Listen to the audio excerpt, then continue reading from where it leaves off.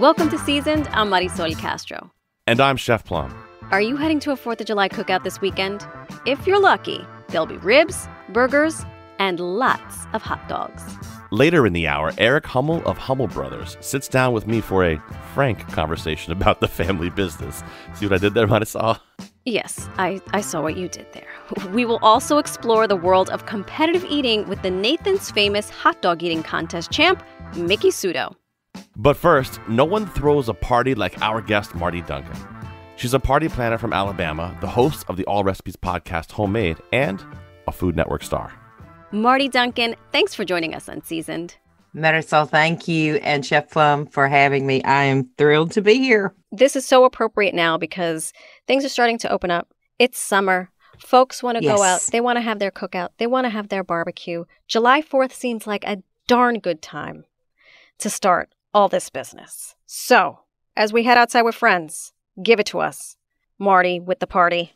Yeah, so I think a lot of people are already doing this. And I just want to preface my statement by saying, whatever I say, y'all be smart enough to use the common sense things. I used to be the food safe spokesperson for the USDA. And did you know that the summertime is the absolute worst time for food poisoning outside of Thanksgiving Day because people don't stick to the protocol. So let's be really smart about everything, the COVID protocols, the food safe protocols. Y'all know what to do. But yeah, let's get together. We forgot how. Now it seems like I'll call friends. I'm like, let's do. And they're like, oh, I don't know. I think I'm just going to stay home. I'm like, what?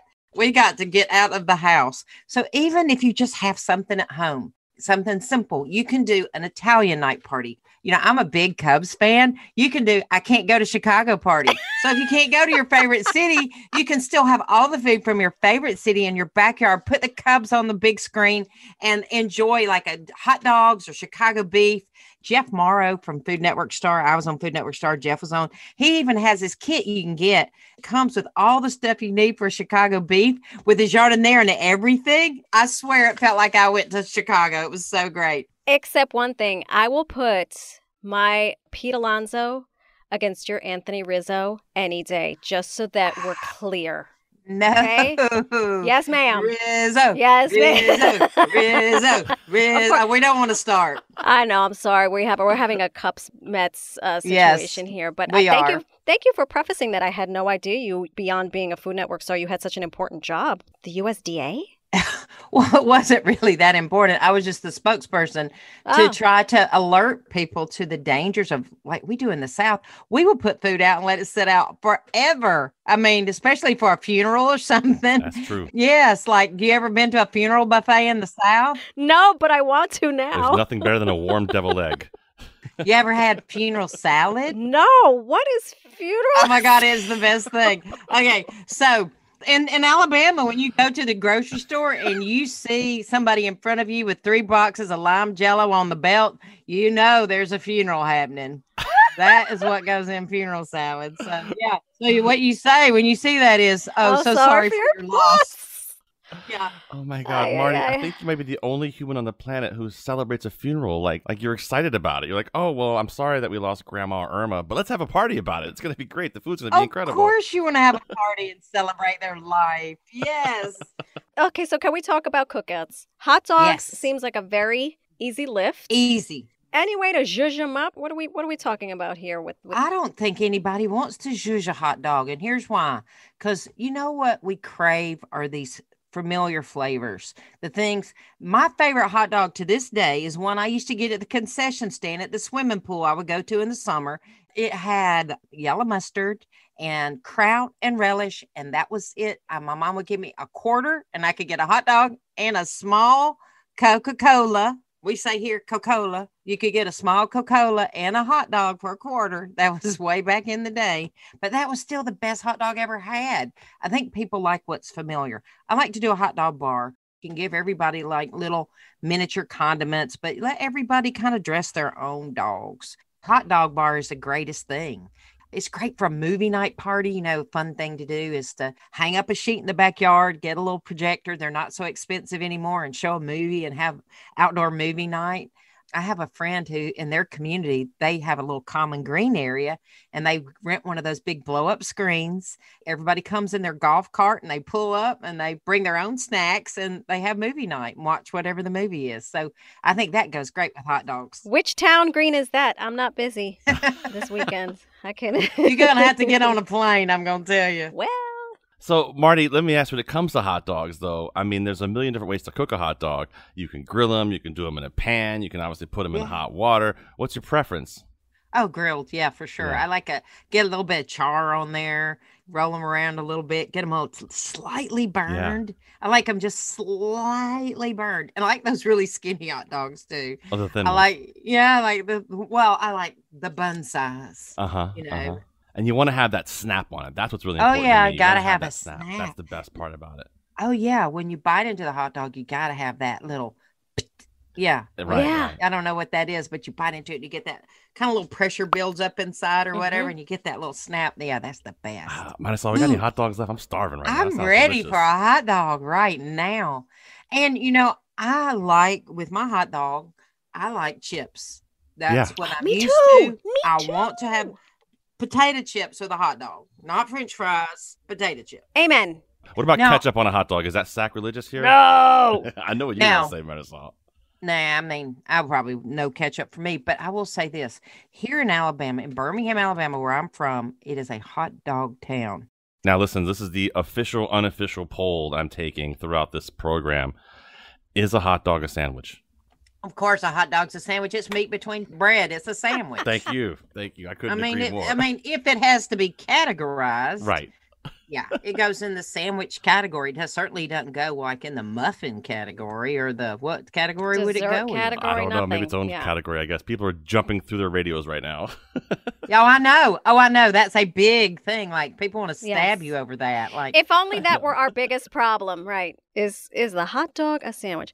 Martie, so I have this like strange notion of what a good Southern cookout would be. I have never been to one.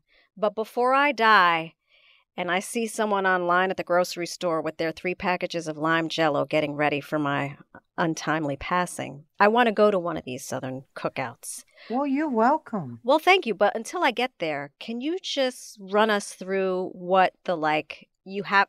A Southern cookout isn't a Southern cookout unless you have big trucks. Loud music. Yeah. And a bunch of guys that really think they know how to cook on a grill. Yeah. We got to have Bubba's brother, and his, mother-in-law who's staying with them. We got to have all them there. And yeah, people do have either they have a very romanticized version of the South, like we're all sitting under the veranda and getting fanned and our mint juleps is being delivered to us on a tray. It's either that version or it's the NASCAR mud truck version. I'm somewhere in the middle of that.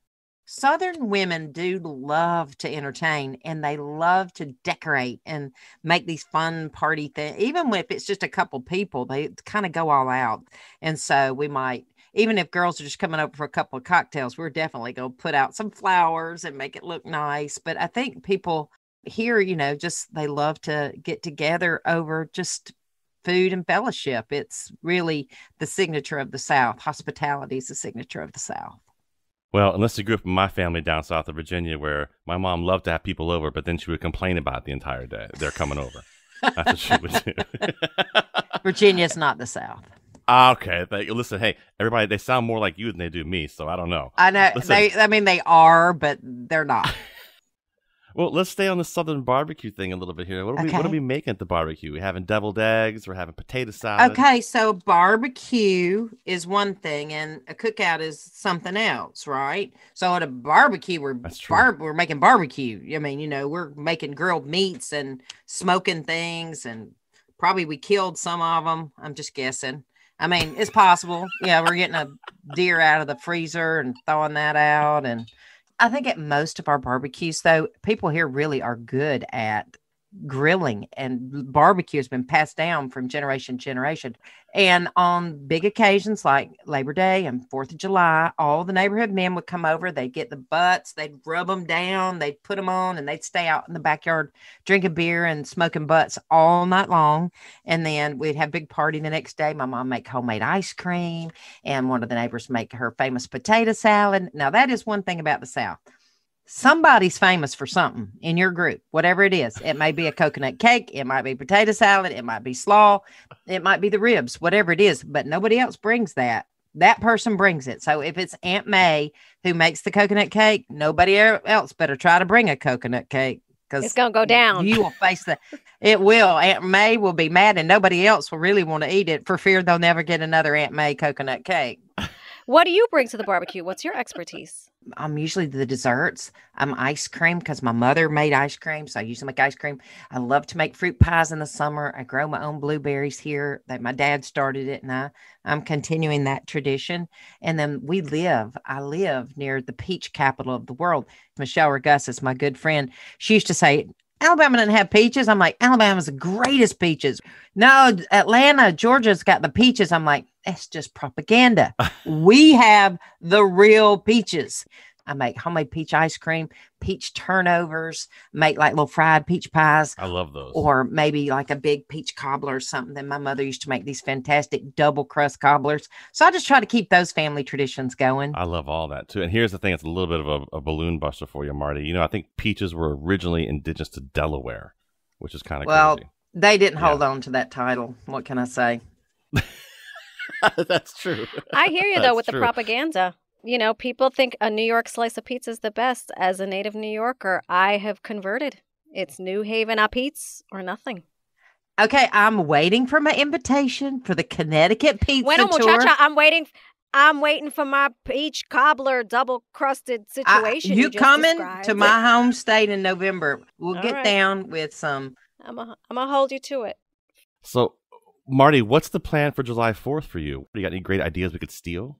Like, if you like barbecue, but you don't want to go to all the fuss of a barbecue, you just get a Boston butt or shoulder, rub it down really good. I like to use, like spices in there, like maybe ancho, some chili powder and things like that. Put all that together, put it in the oven, let it cook, and then maybe just finish it on the grill. So I'm not having to man the grill for hours and hours, and just do the last little kind of turn a little thing on the grill for a little bit and let it get a little crusty on the outside, and then just shred that up, make some tacos and do a taco bar. I know it's not very American, but it's delicious. But I mean, let's go for this year. Let's go for the all-American cookout: burgers, dogs, slaw, potato salad, and whatever kind of homemade ice cream you want to make. Corn on the cob. Oh, corn on the cob for sure. Now I got the greatest trick for corn on the cob. The best thing you can do is make the corn in advance. I'd have a party at our barn. I would go and pick tons of corn, soak it in cold water, and let it just sit there and soak for an hour or so. Rinse it out good. Snip off all the husks, the silks at the top. Then I would just grill them up like way before the party. And then I would put it in a big styrofoam cooler. You know, those kind of cheap kind you can get, temporary kind of styrofoam cooler, and they're fairly large. I would just stack all my corn up in that and then seal it, like put some newspaper or something over the top of it to hold that heat in, put the top on it, and then just let it continue to steam in that cooler. And that way I don't have to worry about grilling my corn when I'm trying to grill chicken or whatever else I'm trying to grill. And then I just will have butters, compound butters. I like a little cumin, a little like street corn action, a little crema, maybe some cheese. Doctor those babies up. I like to serve them in those little paper boats, those little brown boats. You can get those on Amazon really cheap, and they're a little bit sturdier than trying to keep it on a paper plate where they roll off. Yeah. I'll tell you another thing I like to do for the 4th of July for cocktails.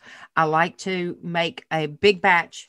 Let's say I'm making a martini, Martie style martini. Okay. So it's got limoncello in it, maybe a little bit of bourbon, some lemonade. I will put that in the freezer in a big container. I'll freeze it. And if I'm going to the lake or I'm going to the beach, that'll be my ice. I just put that in and it keeps that, everything else kind of cold. And then I take it out like an hour before I'm going to serve. But I take those big containers, those frozen blocks of booze out of the cooler, and they don't freeze completely anyway because they have booze. Yeah. They become really slushy, and then it eliminates the need to use ice. So you serve them really slushy with a straw, and I love that. I love that too. So let's say we're invited somewhere, cookout, potluck, or otherwise. Do you have any tips for us on food to bring to the party? What kind or way to pack it up? Like in my cooler, I'll tell you, keep them in your freezer. There's those blocks, those little frozen blocks. Sometimes if you order wine or something, they come packed with those little blocks. Save them, keep them. And I like to layer stuff with those so I don't have to have big bags of watery, wet ice messing up my food. So I use those blocks in there. And then I also freeze my booze, as I mentioned. I'll freeze whatever. Or sometimes I use like a ice cream freezer that's got the insert. Those things are great.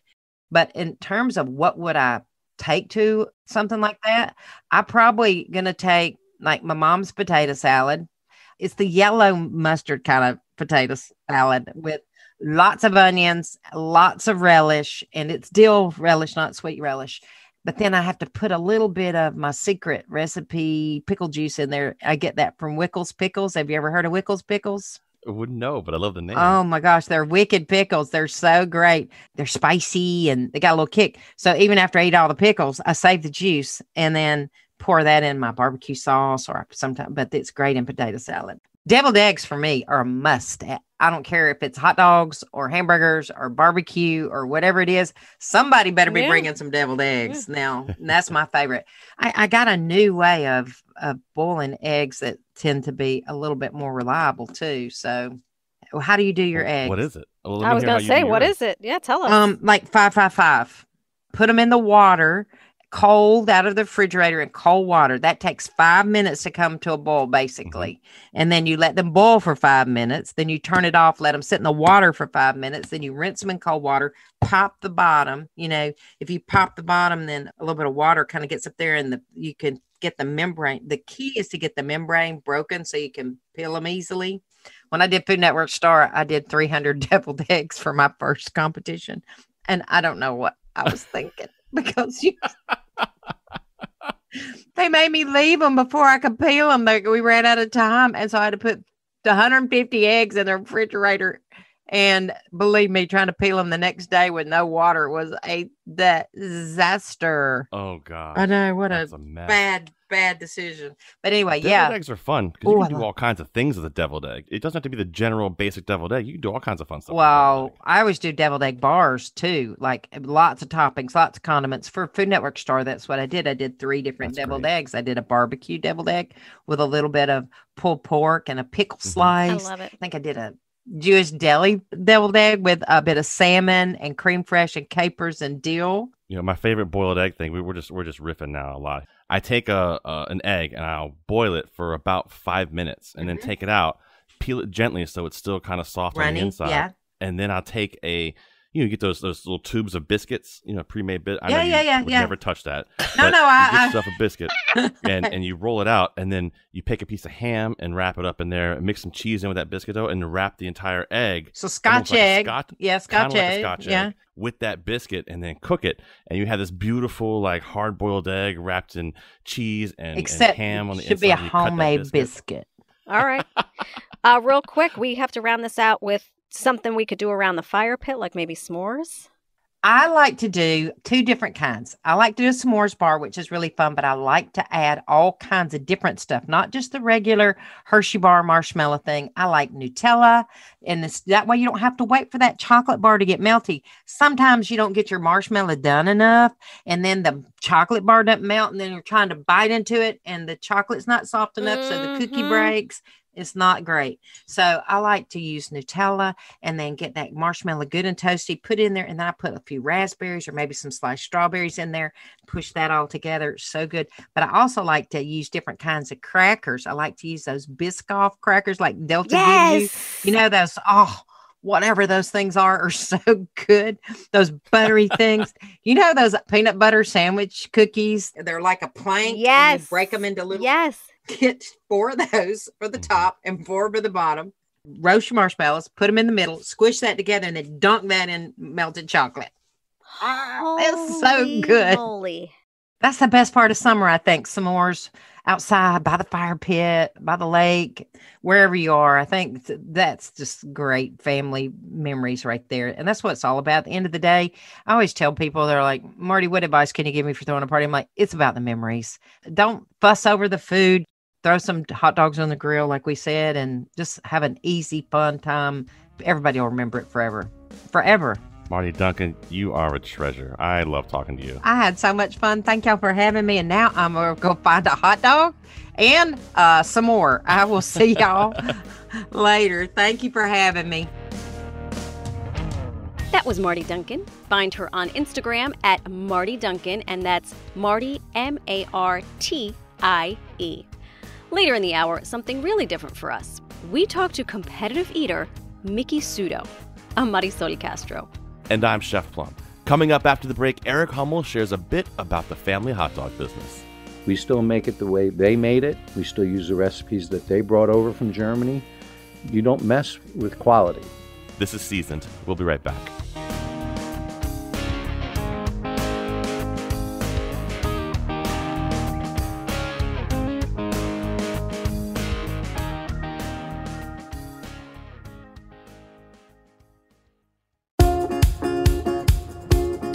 Welcome back to Seasoned. I'm Marisol Castro. And I'm Chef Plum. When you think of local food, hot dogs may not immediately spring to mind. But the Hummel family has been making hot dogs in Connecticut for almost 90 years. Chef Plum took a tour of Hummel Brothers Hot Dog Factory in New Haven and sat down with co-owner Eric Hummel to talk about the legacy his father and great-uncle left and the proper way to top a hot dog. Let's just say ketchup is not invited to this 4th of July party. First, my conversation with Eric about the family business. And then I'll take you on a short walk around the facility where literally the sausage is made.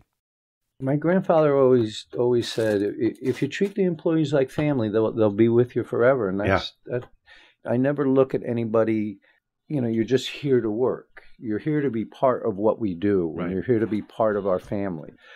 We have somebody here that's been here 61 years. Wow. The girl that answers the phone, she's been here since 1971. Oh, my gosh. I've seen guys come in here as single young men, get married, have kids. I've seen those kids be first in the family, graduate college. How about that? And now I'm seeing those same guys becoming grandparents, grandfathers, wow. And some of the women grandmothers. And that's great. So, if you take care of your employees and you treat them right and you treat them like family, they'll be with you forever. And with what we do, we need that consistency.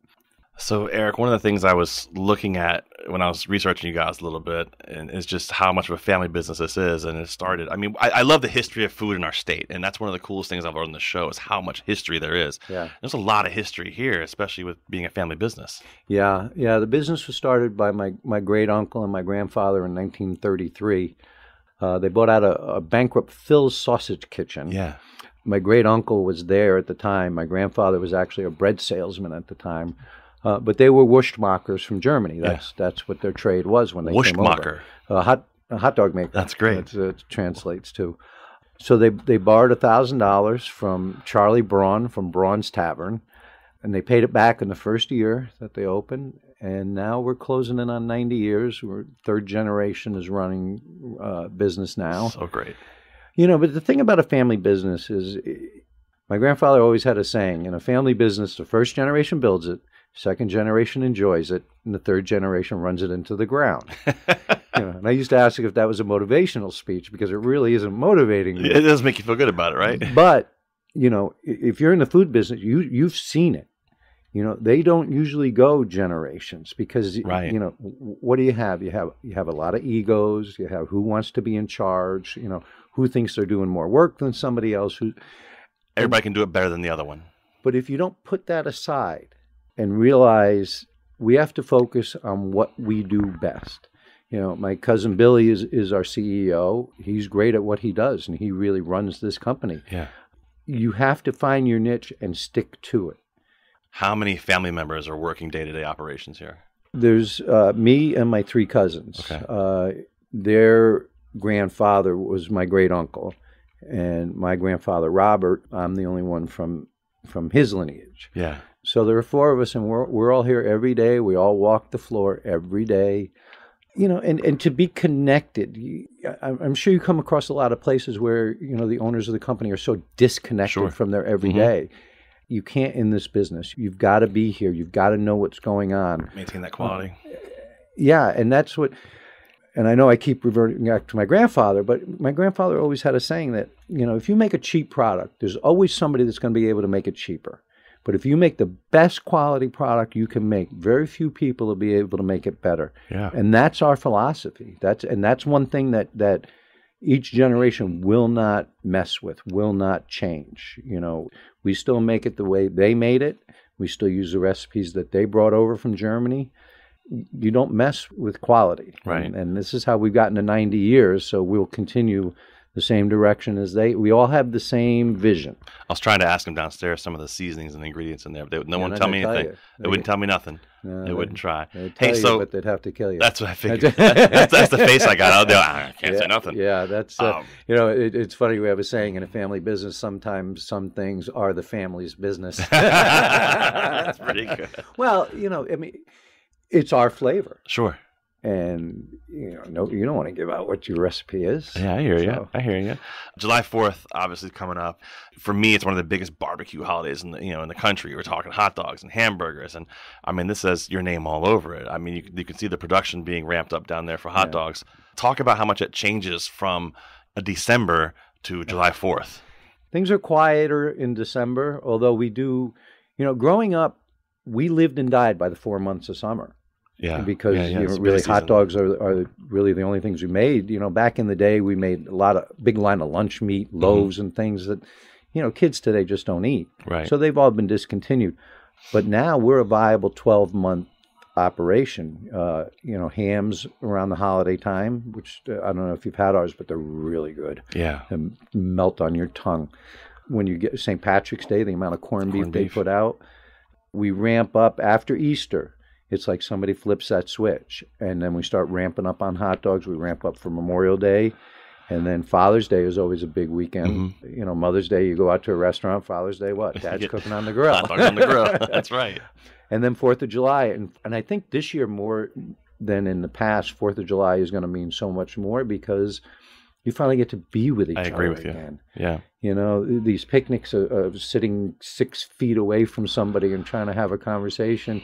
So this year, you know, what we're finding is people are really enthusiastic about putting on a big barbecue and having people over and just being together, whether it's friends or family, you know, just being together with people.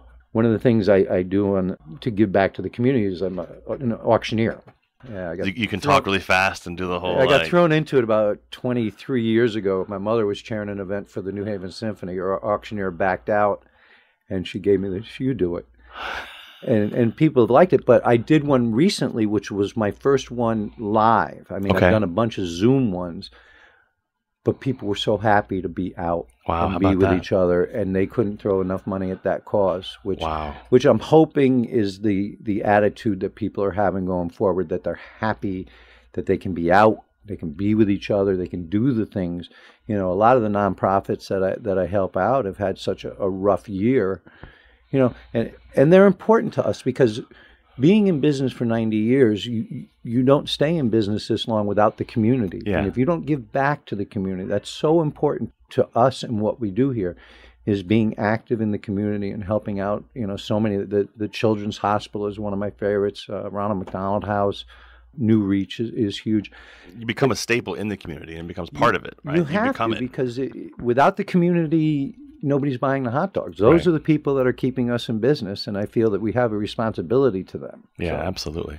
So as a official hot dog expert, right, talk about preparing that hot dog. What's the best way, in your expert opinion, with the 90-year history we have here, to prepare that hot dog, to put it on the bread, to eat it? It differs for everybody. You know, I'm going to give you mine, and mine is grilled outside on the grill. I'm somebody that puts a couple little cuts in the casing. Some people just wait until they burst open. But to me, when you put a little cut and the juices start to make the casing, you know, nice and crispy when you bite into it, off the grill is my favorite flavor. But there's so many ways to cook it. I mean, we have customers that deep fry hot dogs. Sure. And that's a great flavor. I used to have a chef in Arizona that would take our red hots, roll them in a tortilla shell, and then deep fry it. Oh, that sounds great. And what a taste that was. That sounds great. Boiled hot dogs are still growing up. Yeah, that's how we do it. Those air fryers. I don't know if you tried a hot dog in an air fryer. Absolutely. But it really tastes It works out fantastic, doesn't it? It works out really great. Does. The red hots are a great item. It's got crushed red pepper, and as you cook it, it heats up. And that sounds great. Our kibasi is still the recipe of our grandfathers. Love those. When I cook kibasi on the grill, I like to brush barbecue sauce as I cook it. Sometimes I'll butterfly it and then put the open face and then really kind of paint on the barbecue sauce that way. Onto the kielbasa, huh? And you cook it until the brown sugar kind of caramelizes. What a flavor that is. Oh, my God. Okay, so let's talk non-meat for 1 second. Okay. What's your favorite July 4th side dish? I'm a potato salad guy. Okay. Although my father makes a sauerkraut, which really isn't a side dish, but it really becomes part of the meal. He takes the sauerkraut, he adds roast beef gravy, bacon, onion, and simmers it down for hours. That sounds delicious. It's a Hungarian recipe that was my grandmother's, and what a flavor that is. That sounds So when he delicious. makes that, he'll bring it over sometimes for the holiday, and it's amazing. I still can't duplicate it. I've tried. The recipe is actually on our website. Oh, is it? I'm going to make it. I'm going to make it. I'm going to bring you some to see how we did. I'm going to see how we did. If you match it. You're a hot dog expert, so I'm trying to get all the pertinent information because I know a lot of my chef buddies. We've had several ongoing, they're heated conversations about some things, about what actually should go on a hot dog and what shouldn't. Is there anything in your mind that 100% shouldn't go on a hot dog? Like, you definitely don't put ketchup on your hot dog. It's funny. Sometimes I'll do the hot dog cart for some radio stations. Yeah, sure. And people will come up and ask for ketchup on a hot dog. And so usually there's an 11-year-old cutoff on that. But I'm willing to make the exception for you today because ketchup on a hot dog for me is sacrilegious. No go. It really is. Yeah. But chili, sauerkraut, cheese, coleslaw. I mean, throw a big pickle on there, all of it. I want my hot dog. Yeah, Eric, I want my hot dogs to look like a plate of nachos when I get them. Like, I want so much stuff on top of it. I love it. Well, it's funny though because I usually just little dab of mustard. That's it, huh? That's it. Because you can go somewhere and you watch people load up their hot dog with all this different stuff, and how do you taste the hot dog? I knew it's ready. I knew you were going to say that. But a lot of people do that to cover the taste of a hot dog. Right. And to me, our hot dog has so much flavor naturally that I don't want to take away from that. Yeah. But, you need to start with the best foundation and the best quality hot dog. This July 4th when I'm making my hot dog, I'm going to hear your voice in my head. Chef, stop putting all that stuff on that hot dog. I'm going to hear it, and I'm going to say, all right, Eric, I hear you. The flavor difference from what you normally do to just say a little dab of mustard, you're going to get more of the hot dog taste and more of what you wanted to know. Right. And as a chef, you should be able to pick out some of the spices. I started picking them out downstairs, and they wouldn't answer me. I was nobody's going to answer you here, but you can you can taste the mustard in it. Yeah. And that's one of the things that I love when I'm doing the grill. Because after they start cooking for a while, you lift it up, you can smell that. You can smell the. You take that one extra on the grill. One thing I'll give you, a little mustard seed. Little mustard seed, little garlic, little garlic powder, little onion powder. Well, no powder, real garlic. Oh, excuse me. Okay, now we're talking. Well, we use all natural spices. We don't. A lot of companies use oils of, and we don't. My grandfather, one thing he always said was, "There's no secret to making a good hot dog. It's just good meat and good spices." Good spices, right? And we use, like I said, we use all natural spices because you're going to get your best flavor from that. Salt, I'm guessing your ingredients. I'm going to get them all. How many of them are there? Can you tell me how many? Mm-hmm. Was that blank stare? That was it. Last one for me, Eric. This is an ongoing fight, ongoing war, and I figure here on Seasoned, we're going to get this question answered for everybody officially because we have microphones. Is a hot dog a sandwich? I know. Hey, don't shoot the messenger. I'm just asking the question. I'm reporting. There's not a lot of times I open my mouth and nothing comes out, but I don't think I've ever been asked that question. Well, you're the expert in my life. It's true. It's going around now on the internet. Is a hot dog a sandwich? I would say no. Yeah. I don't look at it as a sandwich. If I want a sandwich, it's going to be ham and cheese. Right. If I want a hot dog, it's going to be a hot dog on a roll. That's perfect. I could have a ham sandwich and then go out and have a hot dog. Growing up, do you ever eat a hot dog on white bread? Oh, yeah. Absolutely. Absolutely. Oh, yeah. I got one for you as a chef. How about fried bologna sandwiches? One of the greatest things that's ever been invented. Are you kidding me? I'm glad you like it. Absolutely. Well, Eric, we appreciate your time. We appreciate the 90-year history you guys have here. It makes us proud to be in Connecticut with you. So thank you for all you guys do. We appreciate it. These hot dogs are delicious. Thank you for the kind words. I'm going to find out what's in these hot dogs. I'll tell you. Well, thanks, Eric. I'm not going to tell you you're right or wrong.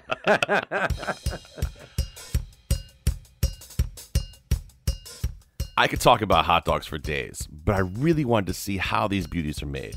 It's going to get a little noisy because it's a hot dog factory. Plant manager James Vi guides the tour. We start in the chilly room where the meat is stored, and then move to where thousands of pounds of pork and beef is flaked and ripped and ground by machines to make the emulsion that will ultimately become hot dogs. They're shaped and strung from massive racks on meat trolleys suspended from the ceiling. They glide into giant hickory smokers in the smokehouse area where the hot dogs smoke for just a few minutes before being rinsed and cooled. About 45 workers in white or blue lab coats with hairnets are laser focused on the tasks in the processing, smoking, and packing rooms. David Hamilton from Quality Control joins us when it's time to taste a Just Smoked Skinless hot dog, and spoiler alert, it's delicious. But first, James.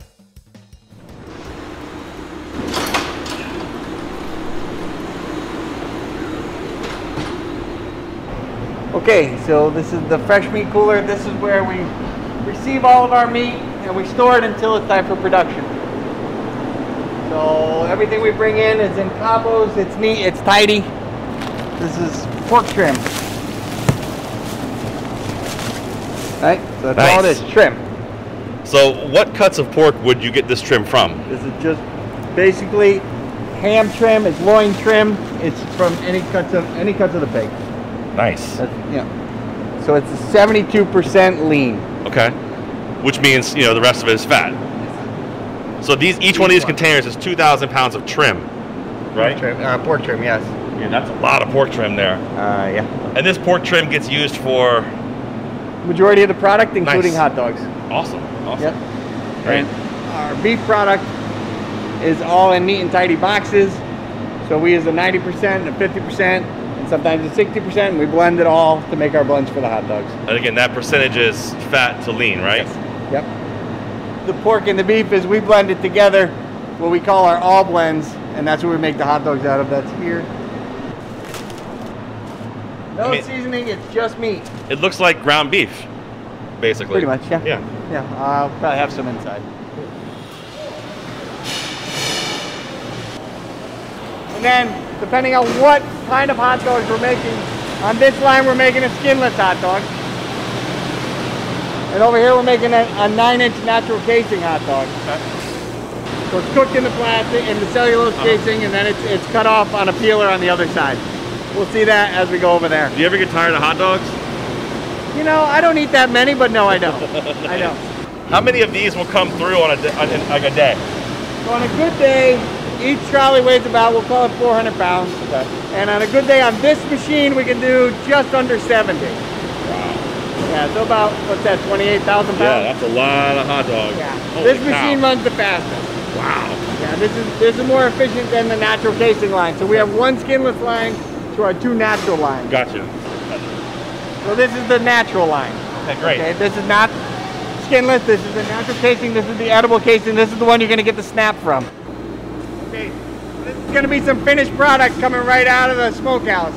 We don't cook with smoke, we flavor with smoke. 100%. So we do a little cook cycle, then the smoke, then we cook more. What temperature does that smoke at when you're smoking? Temperature the smoke at is about 120 degrees. Yeah, that's what I say, probably 100, 120. So we only cook in there at 180. Yeah. We don't have to yell. I don't have to yell. Come on in. So again, these are the skinless hot dogs. Just came out of the smokehouse, and we're just gonna taste one. Okay, so let's just do it. The casing on the outside is that casing we talked about, where it's not collagen. This is cellulose. It's a cellulose casing on the outside. It's got a blue stripe on it, and he's peeling the casing off of there. It's peeling right off. It actually looks great. Looks fantastic. Just break it off. Yeah, go for it. This is fully cooked, ready to eat. All right, so I brought a piece off here. Let me That's what I've been waiting for all day. That's really tasty. Mm-hmm. No, huh? That's awesome. Yeah. I got 4 of them. That's amazing. You won't get a fresher hot dog, obviously. That's delicious. What kind of seasonings go in this that we can talk about? I can't tell you that. Even just an idea? No. And the salt, a little curing salt. No. He's like, I wish you guys could see his face right now. Everybody's shaking his head like, I'm not saying anything. And that smoke comes through really nice on that too. It's not overpowering. It's just kind of hints in the background of that smoke. But I have a feeling with some of the salt that's in there, that smoke and salt are best friends. Mm-hmm. So it really starts to add a lot to that flavor to it, you know? Oh, yeah. Garlic powder in there too. I'm trying. I believe on the label it says spices. Ah, spices. Flavorings. Spices. Yes, there are the 2. I'd love to try to guess them. I could figure it out. I know I can figure out most of them. You You want. You're not gonna confirm or deny, though, right? I can't say anything. That was Hummel Brothers staff James Vi and David Hamilton, keeping the secret family recipe safe. I'm Marisol Castro. And I'm Chef Plum. You can see photos of me in my Hummel Brothers lab coat and hairnet looking all Adonis-like touring the facility in all of its hot dog glory up on ctpublic.org/season. It's well worth the look. Big shout out to Ryan Karen King for getting all up on those smokers with me. We're going to take a short break. But when we return, the reigning, undisputed women's champ of the Nathan's Famous Hot Dog Eating Contest. You're listening to Seasoned. We'll be right back.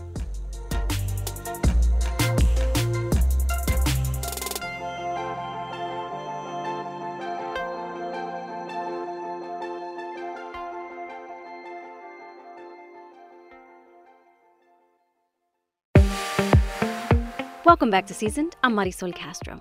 And I'm Chef Plum. What's it like eating 48 and a half hot dogs in 10 minutes? You'll find out from our next guest, competitive eater Miki Sudo. She's the 7-time Nathan's Famous Hot Dog Eating Contest women's champ. This July 4th, she'll be rooting for fellow competitive eater and fiance Nick Wary from the sidelines. They're expecting their first baby in July. Miki Sudo, welcome to Seasoned. Thanks for having me.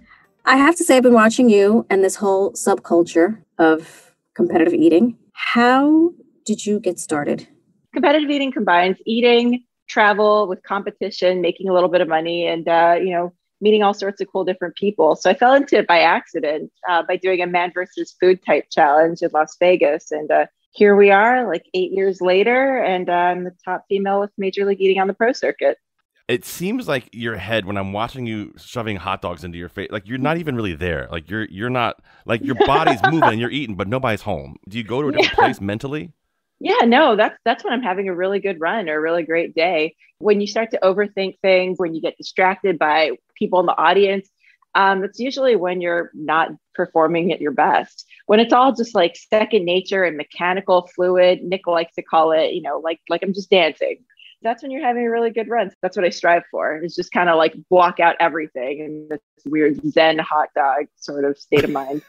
How does a competitive eater train? Are you like everyone's favorite guest at Thanksgiving? Are you like, how does this work? No, for years, actually, I've made it a point to serve myself last. Just so that I wouldn't fall into that sort of stereotype that everybody has like me pegged for. But honestly, even on a day-to-day basis, I think my diet's pretty boring. Right now in our fridge, it'll always be stocked with like boneless, skinless chicken breast, fresh produce, lots of fruit. I like yogurt and fruit for breakfast, chicken and kale for lunch, kind of like most of those days. So it's all just a balancing act. I mean, I definitely don't eat dozens of hot dogs every day. 48 and a half hot dogs in 10 minutes. I don't think you need to eat any more hot dogs the rest of the year. That's insane. Like, the obvious dumb question is, oh my God, where does it all go? But you have to, I mean, I feel like you have enough hands. Like, how do you do it so fast? It's not ideal, but we have to dunk the buns in a liquid of our choice to eat fast enough. You dunk the buns in the liquid, you minimize chewing. So I eat 2 meats at once to kind of just like bite, sever, and swallow these pieces whole. It's not the prettiest, most delicious way to eat hot dogs, but I think I've kind of gotten my technique down over the years. Do you have a ritual that you do the night before a competition or the morning of? I just like to be in a good headspace. Yeah, some people like to go out and celebrate and be part of all like the crazy festivities. I just kind of like to have a quiet night at home. And the morning of is, just by default super intense because of all the media. But yeah, for as much as possible, I just like to be kind of calm, and which does two things. It keeps me relaxed, and I think it also throws my competitors off. I think just when some of the guys see me calm and collected, whether it's a front that I'm putting on or I'm actually just chill, like it kind of just throws them off. Why is she so at ease? I just like to, go to my happy place, be cool, be chill.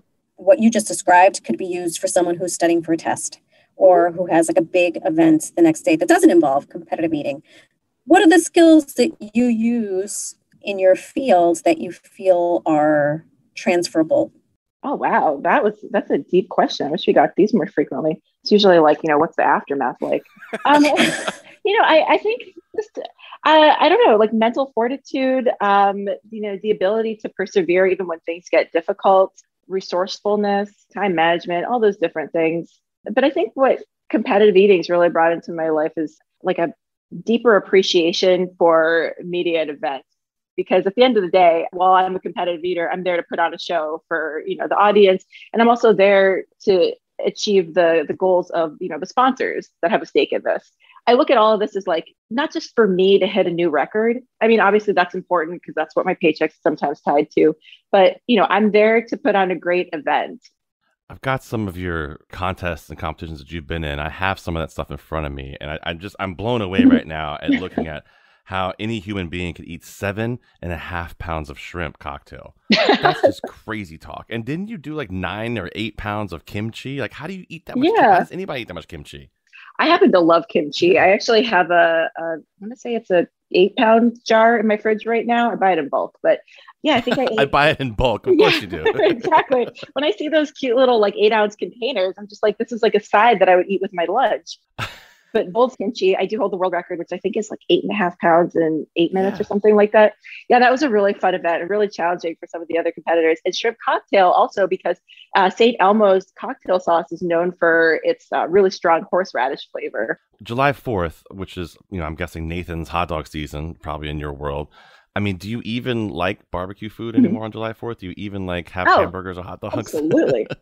Absolutely. When I think of barbecue now, I think more like smoked pork and ribs and all that, which I love. I love a good juicy hamburger. I love hot dogs. I wouldn't choose to dunk the buns in liquid. I'd rather eat them leisurely with like raw white onion, sauerkraut, brown mustard. Just that. I'm a purist. I like just a little smear of mustard. Okay. That's good too.